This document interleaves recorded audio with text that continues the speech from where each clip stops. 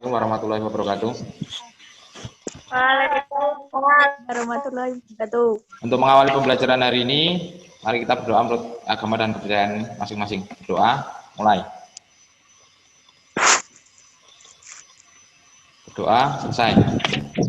Setelah kita cek dari WA grup, ternyata sudah banyak yang absen dan sudah pada masuk. Oke, pagi menjelang siang, masih semangat dalam pembelajaran hari ini? Masih. Masuk ke pembelajaran, Bapak akan share dari materi bahan ajar sudah Bapak share pada WA grup kalian, mungkin kalian sudah membaca. Nah, di sini akan Bapak tampilkan PowerPoint yang akan kita bahas hari ini. Pembelajaran hari ini yaitu tentang aljabar. Ini pembelajaran pertama kita. Untuk bentuk aljabar, tujuan yang kita capai untuk pembelajaran aljabar yaitu peserta didik secara aktif dan bertanggung jawab selama proses pembelajaran melalui model problem based learning atau model pembelajaran berbasis masalah dengan pendekatan TIPEX atau teknologi. Peserta didik dapat mengidentifikasi unsur-unsur dalam bentuk aljabar. Nah, sebelum masuk permasalahan, di sini ada yang namanya ahli matematika, yaitu Muhammad bin Musa Al-Khawiris. Pembelajaran aljabar, pernahkah kalian membeli atau pernah disuruh orang tua untuk membeli dua barang di sebuah toko yang ada di sekitar rumah kalian? Ayo, kira-kira ada yang pernah? Coba Nobita, contohnya seperti apa yang pernah kamu? Saya pernah disuruh membeli 1 liter minyak dan 2 kilo. Oke, dari permasalahan Nobita membeli 1 liter minyak dan 2 kilo gula. Kira-kira dua barang itu bisa disatukan enggak? Tidak. Alasannya kenapa kok tidak bisa disatukan? Ayo, siapa yang menjawab? Silakan. Karena barang berbeda, tidak bisa berbeda bentuk. Ya, benar. Karena benda itu berbeda, minyak dengan gula tidak bisa menyatu karena nanti kalau disatukan dia akan jadi air. Dari jawaban temanmu tadi, barang itu tidak dapat digabung karena berbeda benda atau berbeda barang. Sehingga dapat dimisalkan, kira-kira minyak itu dimisalkan menjadi apa? Menggunakan huruf apa? X. Bisa E, bisa A atau sampai Z ya. Kemudian gula kita misalkan sebagai Y. Jadi terlihat bentuk aljabarnya itu bentuknya seperti apa? Ayo yang bisa menjawab. 1X ditambah 2Y.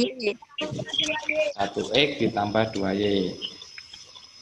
Kemudian setelah kalian membuat dari permasalahan kalian sehari-hari, di sini Bapak ada suatu permasalahan. Sebelum masuk permasalahan ini, di sini ada permasalahan tentang sebuah 10 mie instan dan 5 butir telur. Bisa kalian baca sendiri. Nah, dari masalah ini, siapa yang bisa mengidentifikasi bentuk aljabarnya? Yuk, silakan. Saya, Pak. Oke, ayo lanjut. Misal mie dilambangkan M, telur dilambangkan.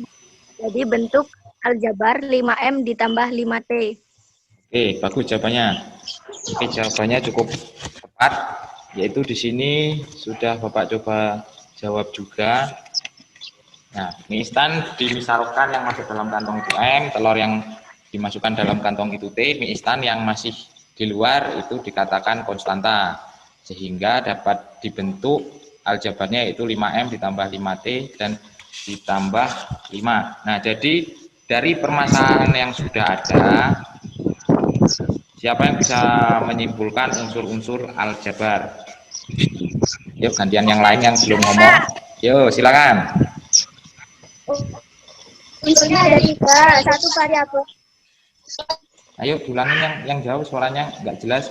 Saya, Pak. Ya, coba. Unsurnya ada 3. Ya. 1. Variabel simbol A dan B. 2. Koefisien.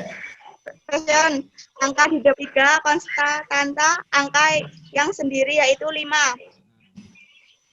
Oke. Dari jawaban yang telah dipaparkan itu cukup bagus, cukup tepat. Jadi di sini aljabar adalah cabang matematika yang mempelajari struktur hubungan dan kuantitas. Untuk mempelajari hal ini, aljabar digunakan simbol dengan huruf, itu bisa A sampai Z.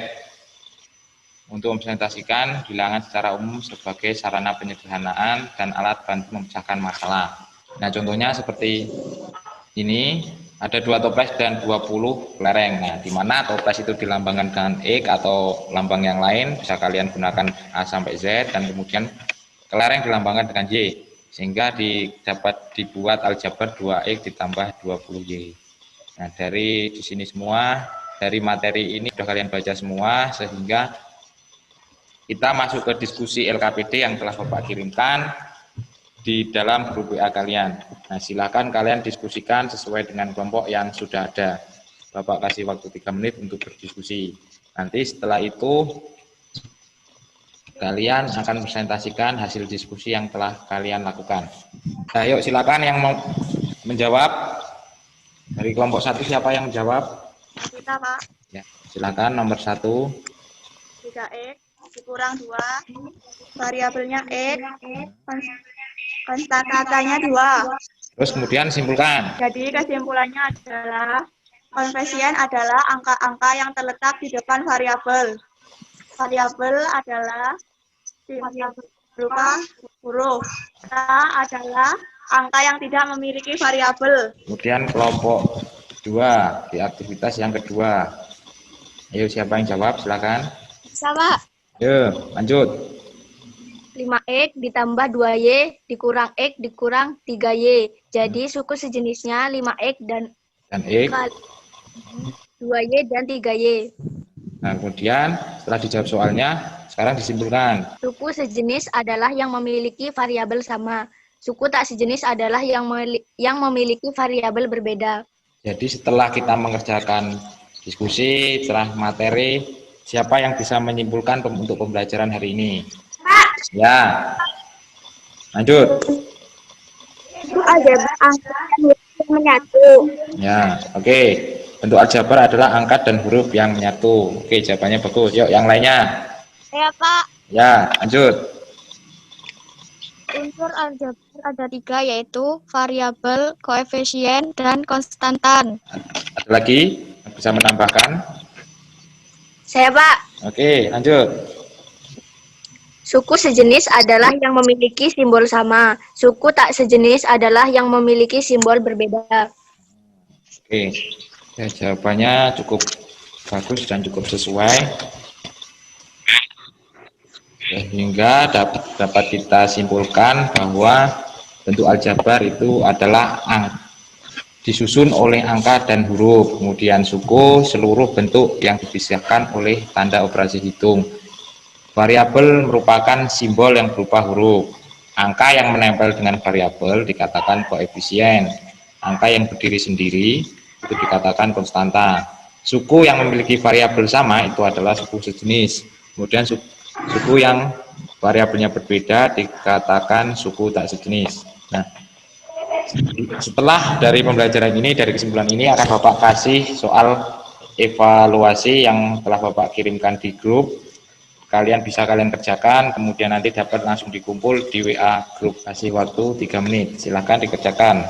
Evaluasi dikerjakan dengan individu karena Bapak akan melihat hasil kalian sendiri atas pemahaman tentang pembelajaran hari ini. Jika yang sudah, langsung dikirim saja ke WA grup karena ini soalnya bentuk cerita, jadi harus dikoreksi satu persatu. Oke, sudah selesai? Kalau selesai langsung dikirim. Oke, sudah ada yang mengirim. Untuk merefleksi kegiatan hari ini sesuai dengan tujuan pembelajaran kita hari ini, Bapak harap tujuan kita dapat terlaksana tentang kalian sudah memahami tentang identifikasi bentuk aljabar. Bapak ucapkan terima kasih buat kalian yang masih secara aktif dalam dapat mengikuti pembelajaran hari ini. Semoga pembelajaran selanjutnya tentang yang akan kita laksanakan bisa kita ikuti kembali. Pembelajaran selanjutnya adalah tentang operasi penjumlahan dan pengurangan aljabar. Mungkin itu saja yang bisa Bapak sampaikan. Tetap semangat dalam belajar meskipun kita harus pembelajaran daring, dan di masa pandemi ini tetap patuhi protokol kesehatan yang telah ada. Bapak akhiri, wassalamualaikum warahmatullahi wabarakatuh.